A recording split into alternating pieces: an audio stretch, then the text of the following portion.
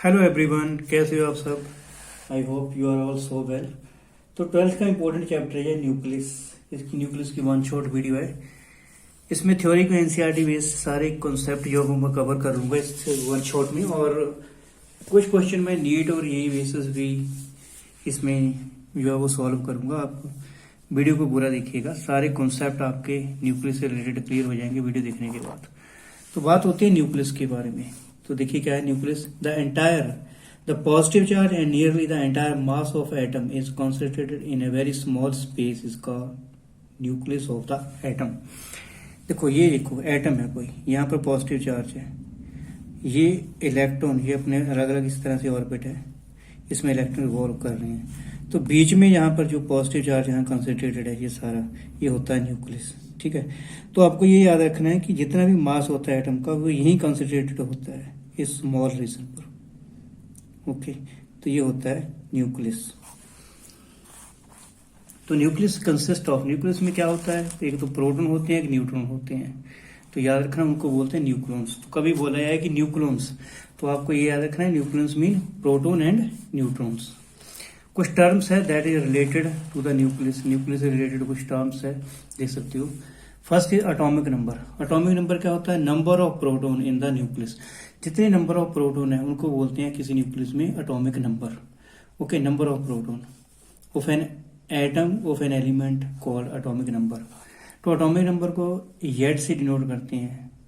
तो atomic number का मतलब नंबर ऑफ प्रोटॉन।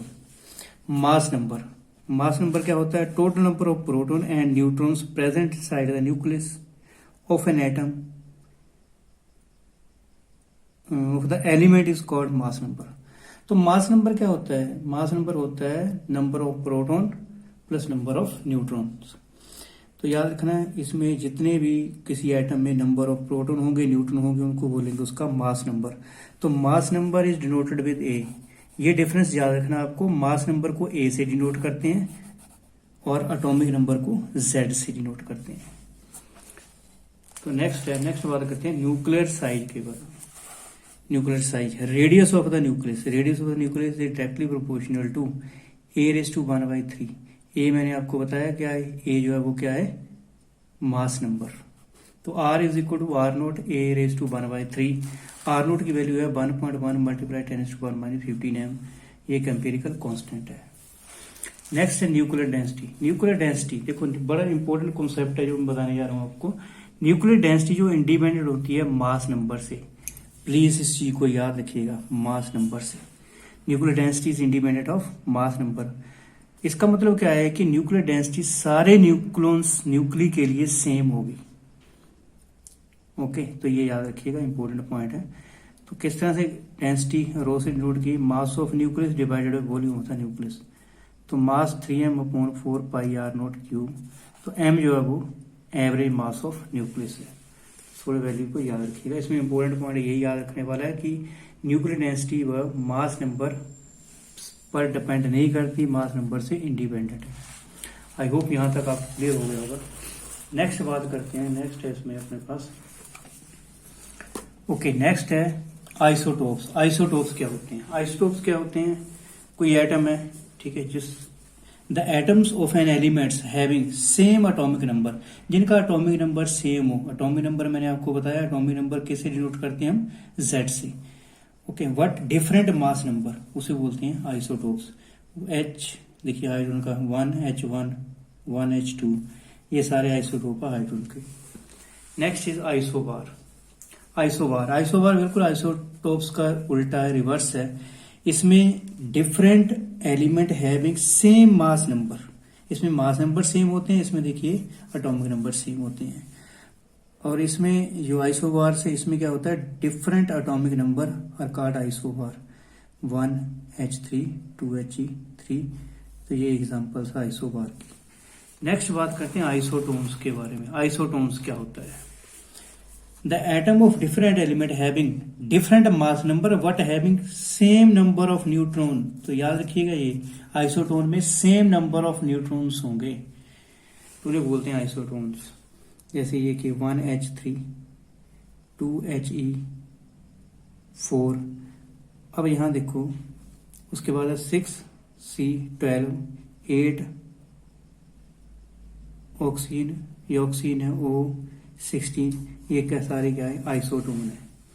ठीक है, आइसोटोन है ये। ओके, आई होप यहाँ तक क्लियर हो गया होगा। अब फटाफट इसके एमसीक्यू लेते हैं, कुछ नीट बेस्ड एमसीक्यू है। Two nuclei have their masses number in the ratio, कोई न्यूक्लियस है उसके मास नंबर की रेशियो दिया है हमें 1:3। The ratio of their density, okay, would be, density क्या होगी, देखिए रेशियो लिखिए यहाँ, ऑप्शन है ए बी सी डी। तो डेंसिटी वाला कॉन्सेप्ट मैंने बताया आपको कि डेंसिटी जो है वो मास नंबर पर डिपेंड नहीं करती, तो रेशियो क्या होगी, सेम होगी। ऑलरेडी मैंने ये बताया था कि सब न्यूक्लियस के लिए जो डेंसिटी की रेशियो है वो वो सेम होती है, तो रेशियो भी सेम होगी, 1:1। ये करेक्ट आंसर है। नेक्स्ट क्वेश्चन है,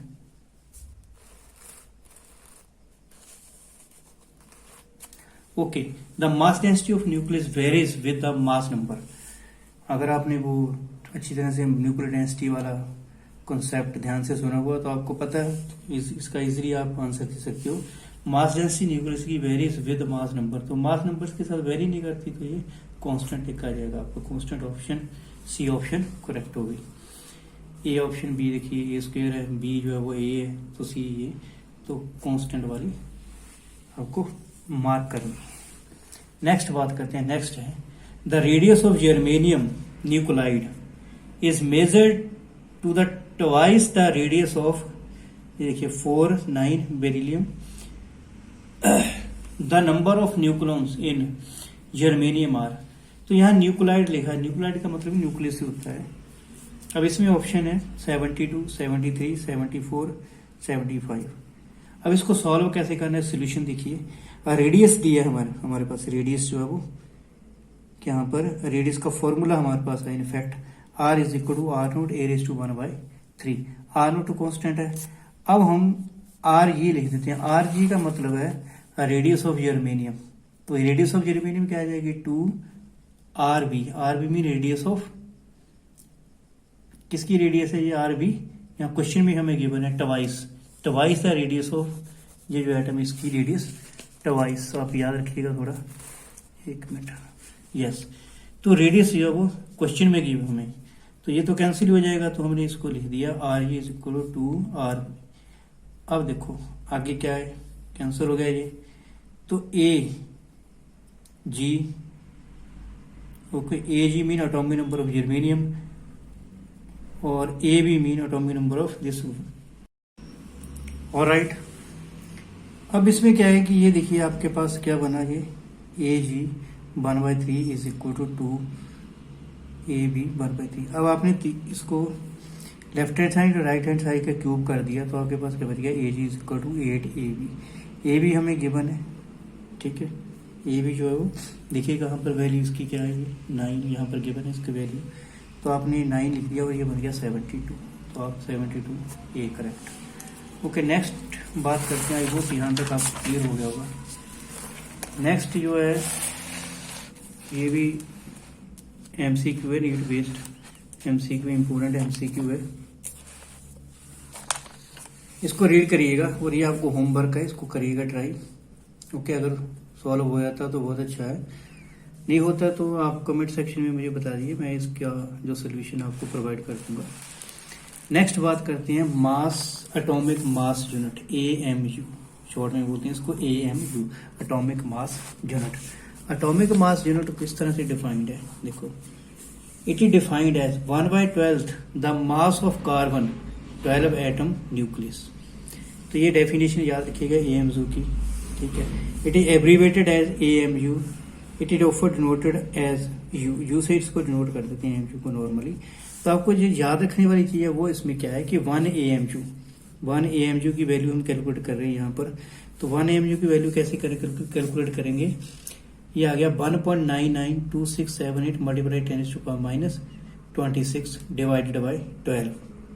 ओके, मास ऑफ ये हमारे पास है 10⁻6 मेगा में इसको, अच्छा खैर ये तो अलग चीज है। यहाँ पर देखिए अब 12 से इसको डिवाइड किया तो आपके पास ये केजी में आ गया, यहाँ आ गया ये 1.6 मल्टीप्लाई 10⁻27 kg। केजी किलोग्राम में, 1 AMU को अगर किलोग्राम में कन्वर्ट करना तो ये होगा 1.6 मल्टीप्लाई 10⁻27 kg। तो ये अगर मेगा इलेक्ट्रॉन में कन्वर्ट करना है तो ये आपके पास आएगा 931 मेगा इलेक्ट्रॉन वोल्ट। और अगर इसको इलेक्ट्रॉन वोल्ट में कन्वर्ट करना आपको तो 10⁻6 से मल्टीप्लाई करके ये आपके पास इलेक्ट्रॉन वोल्ट में आ जाएगा। तो इसमें याद रखने वाली चीज है ये 1 AMU is equal to 1.6 multiply 10⁻27 kg। तो ये वैल्यू आपको याद रखनी है। नेक्स्ट है mass energy relation. Mass energy relation क्या है? देखो ये आइंस्टाइन की थी मास एनर्जी रिलेशन, सुन भी रखा होगा आपने इसके बारे में कि Einstein show that mass is another form of energy and can convert mass energy into the other form of energy. Mean mass जो है वो एनर्जी की फॉर्म है और मास को एनर्जी की फॉर्म में कन्वर्ट कर सकते हैं। ओके, तो रिलेशन क्या है? E is equal to MC square, E is equal to MC square. अब नेक्स्ट है क्वेश्चन है, देखिए इंपॉर्टेंट क्वेश्चन है।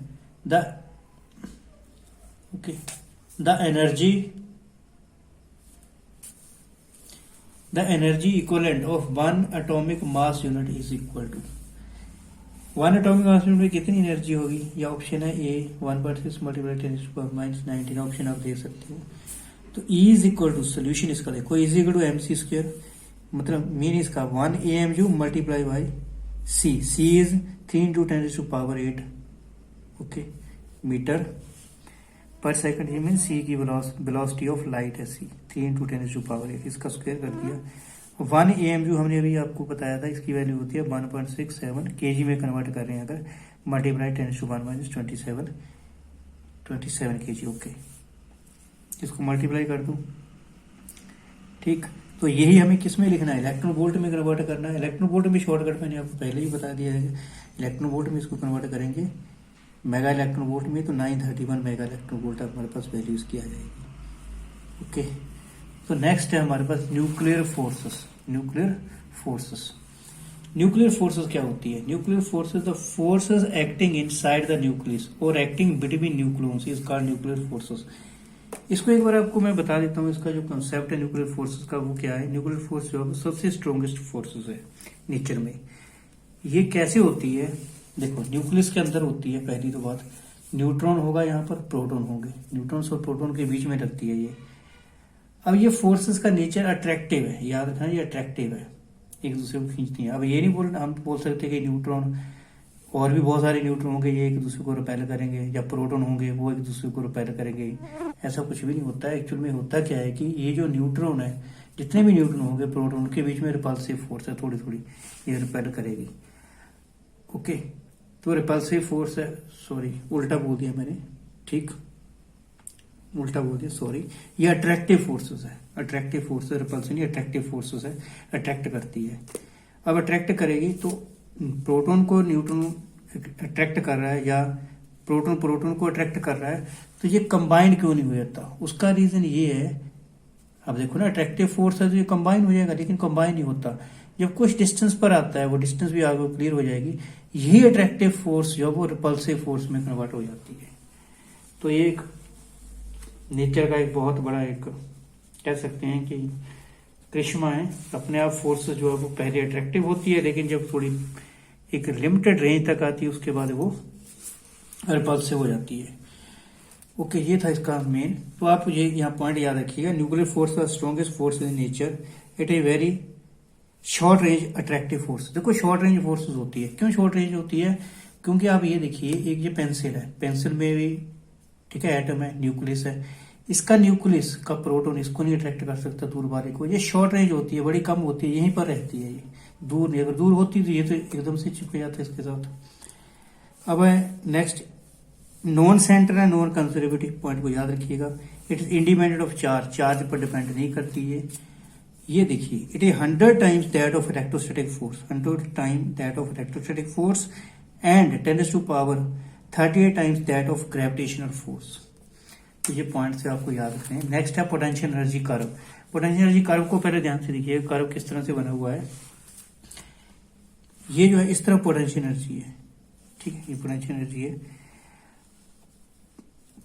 इस तरफ। अब ये पोटेंशियल एनर्जी जो है वो, ठीक है, पोटेंशियल एनर्जी जो है वो नेगेटिव है, सॉरी ये ऐसे देखिएगा, ये पोटेंशियल एनर्जी वर्सेस, ठीक है, पोटेंशियल एनर्जी हमने क्या है डिस्टेंस ले ली, ये डिस्टेंस ले ली, सपोज करो ये डिस्टेंस है, ठीक, ये पोटेंशियल एनर्जी है जीरो तक आके, जीरो तक आके, जीरो पर, जीरो के नीचे ये नेगेटिव है, तो ये अगर पोटेंशियल एनर्जी नेगेटिव है तो ये न्यूक्लियस या कोई भी एटम है वो स्टेबल होगा। अगर जैसे ये पॉजिटिव में चली जाती है एनर्जी तो ये अनस्टेबल हो जाता है। अगर पोटेंशियल एनर्जी पॉजिटिव है तो अनस्टेबल है, पोटेंशियल एनर्जी नेगेटिव है तो ये स्टेबल है। अब rough plot of the potential energy between nucleons as a function of distance as shown in figure. अब पॉइंट आपको क्या याद रखना है, इसमें जो पॉइंट है इंपॉर्टेंट वो मैं आपको यहाँ पर बता देता हूँ। पॉइंट है the potential energy is minimum at a distance R naught distance पर मिनिमम होती है अबाउट 0.8 फर्मी। ये मैं आपको बता देता हूँ यहाँ पर, देखिएगा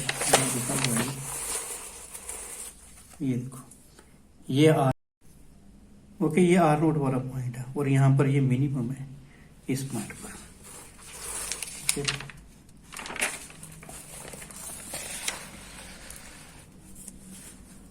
अब यहाँ पर आप क्लियर हो गया ये, ठीक है। तो अब ये 0.8 FM में है।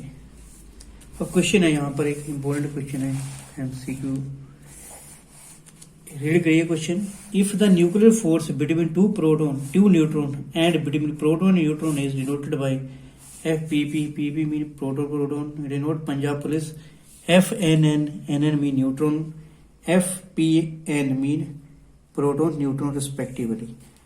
अब आपको ऑप्शन दिए यहाँ पर, देखिए ये लिखा है कि जो फोर्स प्रोटॉन के बीच में है, जब न्यूट्रॉन के बीच में अप्रोक्सीमेट नियर अबाउट इक्वल। दूसरा है कि EPP ग्रेटर होगी, तो ये ऑप्शन इसमें करेक्ट ऑप्शन ये है। तो आपको ये याद रखना है कि जो ये फोर्स लगती है, ये प्रोटॉन के बीच में लग रही है, चाहे न्यूक्लियस के अंदर, चाहे ये न्यूट्रॉन में लग रही है, चाहे जो प्रोटॉन न्यूट्रॉन में लग रही है, ये इक्वल होती है, कोई पार्टीशन नहीं या कोई पार्शलिटी नहीं, आप ऐसे समझिए, इक्वल लगती है। अब एक क्वेश्चन है नीट 2020 का, the energy required to break one bond in DNA is 10⁻20 joule, this value in electron volt is needed. Option है, रीड करिएगा ऑप्शन। सोल्यूशन भी यहाँ पर, सोल्यूशन देखिए, 1 इलेक्ट्रॉन वोल्ट की एनर्जी केजी में, अगर ऐसे, सॉरी केजी में नहीं, जूल में है, ये जूल में जो एनर्जी उसकी value 1 electron volt 1/6 multiply 10⁻⁻19 joule, KG में अलग होती है। अब देखो यहाँ पर इतनी है, 1 इलेक्ट्रॉन वोल्ट में इतनी जूल एनर्जी है, 1 जूल में कितनी होगी, ये डिवाइड हो गई, यहाँ पे डिवाइड होगी वैल्यू, ओके। 10⁻⁻20 जूल है, हमें पूछी गई है, यहाँ देखिए, और इसमें कितनी होगी, इसको 1 से मल्टीप्लाई कर दिया, तो ये कैलकुलेशन ओवरऑल करके लगभग ये हमारा आंसर आ जाता है, ठीक है। तो आप इसको देख सकते हो, करिएगा खुद कैलकुलेशन, इसकी कैलकुलेशन करिएगा खुद, ओके। और कमेंट करके बताइएगा कि आपका जो ऑप्शन हो आगे से ही जाए, कोई प्रॉब्लम आ रही है, अगर प्रॉब्लम होगी तो उसको मैं शॉर्ट आउट करूंगा। चैनल को सब्सक्राइब कर लीजिए प्लीज, अगर कर लिया तो thank you from the bottom of my heart, नहीं किया तो प्लीज सब्सक्राइब दिस चैनल। तो मास डिफेक्ट की बात करेंगे, इंपॉर्टेंट पॉइंट है mass defect.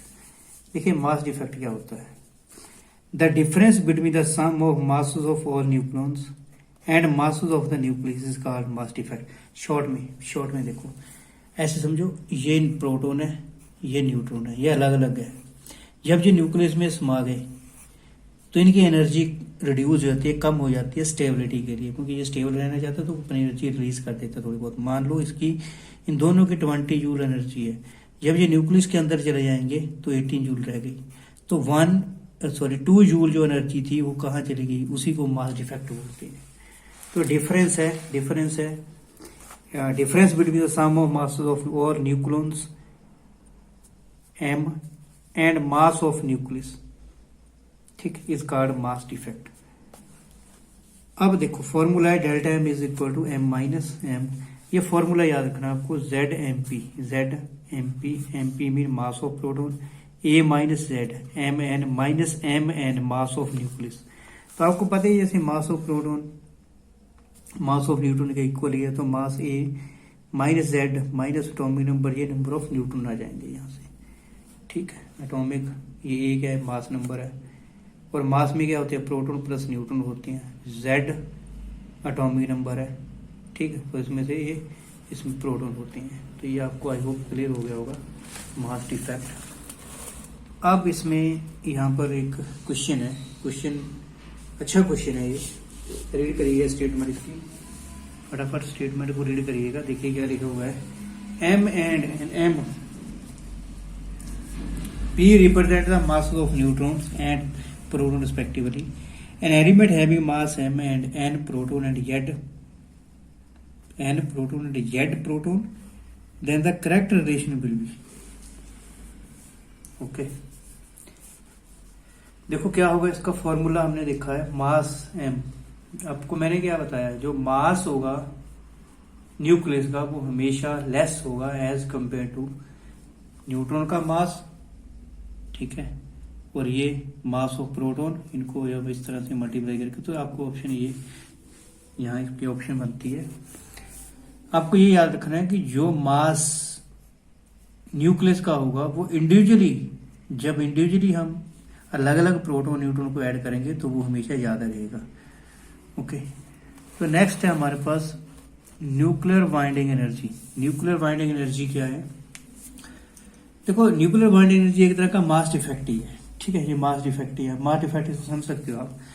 The minimum energy required to separate the nucleus up to the infinite distance, किसने बेकार है, तो सुनिए क्या है, क्या ये इसमें क्या है कि ये हमारे पास प्रोटॉन न्यूट्रॉन न्यूक्लियस है, इसमें से अलग कर दिए प्रोटॉन और न्यूट्रॉन, तो अलग किए, ठीक है। इसी में एनर्जी जो थी वो क्या थी, वही एनर्जी जैसे हमने पहले मास डिफेक्ट किया था। एनर्जी अब पहले मान लो यहाँ पर एनर्जी थी 80 जूल, अब आ गई 20 जूल, यहाँ अलग अलग दोनों के ऐड करके, तो वो जो 2 जूल वही मास डिफेक्ट है। मीन जो मैंने पहले आपको एग्जांपल दी उसका उल्टा है। तो याद रखना आपको, minimum energy required to separate the nucleus को अलग करना, न्यूक्लियस में से प्रोटॉन को न्यूट्रॉन को अलग करना और दूर डिस्टेंस पर ले जाना, वही binding energy, okay. Binding energy देख सकते हो, बाइंडिंग एनर्जी क्या है, इस तरह से फॉर्मूला इसका। एनर्जी जो पहले थी, देखो पहले एनर्जी थी mass defect delta M into C square, ये एनर्जी आपको याद रखनी है। और डेल्टा एम की वैल्यू पुट कर दी जेड एम पी, जेड आपको पता है क्या है, ठीक है, Z is atomic number mass of proton plus A minus Z M N minus M N C square, okay. Binding energy per nuclear क्या होती है, बाइंडिंग एनर्जी पर न्यूक्लियर होती है nuclear binding energy divided by total number of nucleons, okay. तो release energy is called binding energy, वही concept है पहले बताया मैंने आपको। अब एक क्वेश्चन करते हैं, एमसीक्यू टाइप क्वेश्चन है, तो ज्यादा क्लियर हो जाएगा आपको, ठीक है। यहाँ पर देखते हैं किस तरह से है ये। If M, A, Z, M, P and M denote the masses of nucleus A, X, Z, proton and neutron respectively in unit of U, 1 U is equal to 931.5 mega electron volt per C square and binding energy electron. देखो question को read करो, ये question हो जाएगा, वैसे आपको अपने आप ही हो जाएगा ये आपसे। देखो क्या है क्वेश्चन, अब हमें इसके ऑप्शन दी हुई है, हम मैं सीधा ऑप्शन की बजाय सोल्यूशन पर जाता हूँ। सोल्यूशन देखिए क्या है, बाइंडिंग एनर्जी का formula mass defect into C square. अब binding energy divided by C square, वो क्या मास डिफेक्ट का फॉर्मूला यहाँ पर पुट कर दिया, ठीक। तो न्यूक्लियस का आ गया हमारे पास ये Mn plus Mn minus B binding energy, तो ये ZMP है, मेरी A माइनस ZM, ओके। वो क्वेश्चन तो आपको आई होप क्लियर हो गया होगा, अगर थोड़ी प्रॉब्लम हो तो उसको बैक करके एक बार देखिएगा। आगे नेक्स्ट ये पॉइंट आपको याद रखना, for stability binding energy per nucleon should be greater, ठीक है, ग्रेटर होनी चाहिए स्टेबिलिटी के लिए। स्टेबिलिटी देखो, जिसकी बाइंडिंग एनर्जी पर न्यूक्लियन ज्यादा है वो ज्यादा स्टेबल है, बस ये पॉइंट है, ओके। तो ये क्वेश्चन है, क्वेश्चन रीड करिएगा। Mass of a 737 lithium nucleus, ये मास गिवन है, less than the sum of masses of all nucleons, इतना कम है न्यूक्लियस का, ठीक है, मासेस ऑफ न्यूक्लियन से, न्यूक्लियॉन्स का मतलब होता है जो नंबर ऑफ प्रोटॉन है प्लस नंबर ऑफ न्यूट्रॉन है, number of proton plus number of neutron है, उससे कम है तो ये मास डिफेक्ट है, it is mass defect. Okay, the binding energy per nucleon of this nucleus is near by. अब इसको कैलकुलेट करना, आपको ऑप्शन है ये 1 AMG is equal to 931 mega electronvolt. Okay, तो ये आपके पास है बाइंडिंग एनर्जी पर न्यूक्लियन, आपको कैलकुलेट करनी है। अब ये कितनी एनर्जी हमें गिवन है, ये देखिए मास डिफेक्ट, इसको इससे मल्टीप्लाई कर दिया 1 AMG से, और यहाँ भी मल्टीप्लाई कर दिया, ठीक। और देखो यहाँ पर और क्या गिवन है, 7 लिथियम 7 गिवन है, 7 से इसको डिवाइड कर दिया, आपके 54 आ गया, लगभग 54 आया, तो ये 56 मीन इसके अराउंड ही होगा, 5.6 या 5.6 के अराउंड ही, तो अप्रॉक्सीमेट है 56 से मान सकते हो 5.6। अब अगला क्वेश्चन है ये मास ऑफ प्रोटॉन गिवन है, दैट ऑफ न्यूट्रॉन गिवन है, इसको ट्राई कर लीजिएगा, आप देखिएगा किस तरह से है, ये होमवर्क आपके लिए। ओके, नेक्स्ट है binding energy curve. Binding energy curve को समझिएगा किस तरह से, पहले कर्व को देखिएगा, ये इस तरह से कर्व बना हुआ है, इस तरफ है बाइंडिंग एनर्जी पर न्यूक्लियन, इसको बाइंडिंग एनर्जी पर न्यूक्लियन बोलो चाहे स्टेबिलिटी बोलते हैं, ऐसे ऊपर जाते वक्त स्टेबिलिटी है, एक ही बात है ये। ओके, क्योंकि बाइंडिंग एनर्जी पर न्यूक्लियन अगर ग्रेटर होगी तो या तो स्टेबिलिटी होगी। अब इस ग्राफ से जो आउटपुट निकलती है, मास नंबर इधर ले लिया, और ये आउटपुट जो निकलती है, binding energy increases, stability increases, ये पॉइंट मैंने बता ही दिया आपको। अब binding energy per nucleon EBN से डिनोट करते हैं, practically constant, that is practically independent of the atomic number for nuclei of middle mass number. जितने भी मिडल के मास नंबर, मिडल मीन 30 से लेके 170 तक है, उनकी लगभग प्रैक्टिकली ये, ठीक है, एटॉम इंडिपेंडेंट है, मीन प्रैक्टिकली कांस्टेंट है, लगभग थोड़ी बहुत चेंज है वो काउंट नहीं होता। तो 30 से लेके जिनका जो मास नंबर 30 से लेके 170 तक उसमें कांस्टेंट है, यहाँ देख सकते हो आप, इसमें यहाँ पर सपोज करो नियर अबाउट यहाँ 30, तो ये थोड़ी लाइन में है। Next point, the curve has a maximum about 8.75 mega electron volt, A is equal, maximum कितनी है, मैक्सिमम एनर्जी, एनर्जी याद रखिएगा, ये किसकी एनर्जी है वो आपको पता चल जाएगा, A56 क्या है, यहाँ पर हमारे पास आयरन है Fe, तो सब मैक्सिमम एनर्जी जो है 8.7 मेगा इलेक्ट्रॉन वोल्ट A56 के लिए है, ठीक है। और वैल्यू जो है ये इसकी, ऐसे याद रखो आप, सिंपल लैंग्वेज में देखो, सबसे ज्यादा स्टेबिलिटी किसकी है, आयरन की, सबसे ज्यादा स्टेबिलिटी की आयरन की, आयरन 56 का नंबर है, स्टेबल है तभी तो ये अर्थ की कोर के अंदर रुका हुआ है अच्छी तरह से, क्योंकि अर्थ की जो कोर है इसमें आपको पता है बहुत सारी मैटर है, तो लोहा जो है वो आयरन जो है उसके अंदर है, तभी इतना प्रेशर, ये इतना टेम्परेचर झेल पा रहा है, क्योंकि इसकी स्टेबिलिटी है, जितना ज्यादा स्टेबल होगा उतना ही स्टेबल है, तो वो कंफर्टेबल है, सीधी बात रखो, कोई स्टेबल है अगर तो वो कंफर्टेबल है, ठीक है। गवर्नमेंट जॉब में कोई स्टेबल है तो वो कंफर्टेबल रहता है, ओके। उसी तरह से ये हमारे पास है, जो वैल्यू याद रखिएगा, सबसे ज्यादा स्टेबल जो आयरन है और उसकी जो एनर्जी है लिखी हुई है, ठीक। और इसके अलावा जो A238, ठीक है, 238 किसका, यूरेनियम का, यूरेनियम की एनर्जी ये होती है 7.6 मेगा इलेक्ट्रॉन वोल्ट। ओके, तो नेक्स्ट है हमारे पास इसी के पॉइंट है कर्व के, EVN बाइंडिंग एनर्जी जो है वो lower for both lighter nuclei. देखो जो जिनका मास नंबर 30 से कम है, ठीक, मास नंबर 30 से कम है, जिनका मास नंबर 30 से कम है, देख सकते हो, या मास नंबर जिनका 170 से ज्यादा है, तो इनके लिए लोअर है binding energy. The force is attractive and sufficiently stronger to provide to produce the binding energy of a few mega electron volt per nucleon। तो ये भी याद रखिएगा पॉइंट क्या है, द फोर्स जो अट्रैक्टिव है, sufficiently stronger to produce binding energy of few mega electron volt per nucleon। Next point है, the constancy of the binding energy in the range, इसकी रेंज कांस्टेंट है, रेंज 30 से लेके binding energy जो 170 जिनका mass number है उनके लिए जो स्टेबिलिटी है, जैसे मानिए बाइंडिंग एनर्जी वो कांस्टेंट है। Consequent fact that the nuclear force is short range force. इसका मतलब न्यूक्लियर फोर्सेज जो है शॉर्ट रेंज फोर्सेज, ये कंसिक्वेंस है इस चीज का। Consider particular nucleus inside the sufficiently large nucleus. Okay, तो नेक्स्ट बात करते हैं फ्यूजन एंड फ्यूजन की। फ्यूजन क्या होता है? Split a larger atom into two और मोर स्मॉलर वन, उसे बोलते हैं फ्यूजन। ओके, तो फ्यूजन क्या होता है? ज्वाइन टू और more lighter atoms into larger one, उसे बोलते हैं फ्यूजन। जैसे सन पर क्या है? सन पर फ्यूजन ही हो रहा है, फ्यूजन फ्यूजन। कैसे हाइड्रोजन हाइड्रोजन कंबाइन होकर हीलियम बना रहे हैं, और जब ये कंबाइन होते हैं large amount of heat produce करते हैं। ओके, अब फ्यूजन जो करते हैं हम न्यूक्लियर रिएक्टर में, फ्यूजन तो यूज ही नहीं कर सकते, इसमें बहुत ज्यादा ट्रीमेंडस अमाउंट ऑफ एनर्जी जो है वो प्रोड्यूस होती है। देखिए सन कितनी दूर है, वहां से लाइट जो अर्थ तक पहुंच रही है, तो कितनी एनर्जी होगी वो। तो न्यूक्लियर रिएक्टर जो है, फ्यूजन जो है यूज नहीं न्यूक्लियर रिएक्टर। आगे ये पॉइंट याद रखिएगा, जो फ्यूजन है 3-4 times greater energy than the fusion. Fusion से 3-4 time greater energy fusion produce करता है। Fusion reaction take place at high temperature. High temperature पर फ्यूजन रिएक्शन जो है वो होते हैं।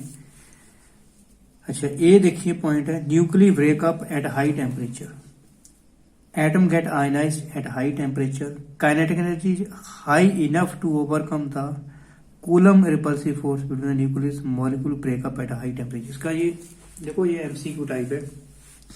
जो फ्यूजन रिएक्शन है वो कैसे होता है? देखो फ्यूजन रिएक्शन क्या होता है कि देखो कूलम फोर्स है, ये हाइड्रोजन है, यहाँ पर देखिए ये देखिए, ये एक हाइड्रोजन है, प्रोटॉन है इसका, ठीक है, बीच में न्यूक्लियस। ये एक ऐसे समझो कि ये एक हाइड्रोजन है, ये इलेक्ट्रॉन है इसमें। अब इसको इलेक्ट्रॉन पर नेगेटिव चार्ज है, इस पर नेगेटिव है। अब नेगेटिव क्या करेंगे? इसको रिपेल करेंगे, लेकिन कितनी एनर्जी से इसको कम। ओके, तो काइनेटिक एनर्जी इसको दी, ठीक है, बहुत ज्यादा काइनेटिक एनर्जी होगी, तभी तो मिक्स होगा ना, ये मिक्स होगा। So molecule by the greater heat produce होगी, ठीक। More kinetic energy molecule by the greater heat, तो सी ऑप्शन इसकी। Okay, next radioactivity note in your syllabus in this term. Thank you so much for watching this video. Thank you.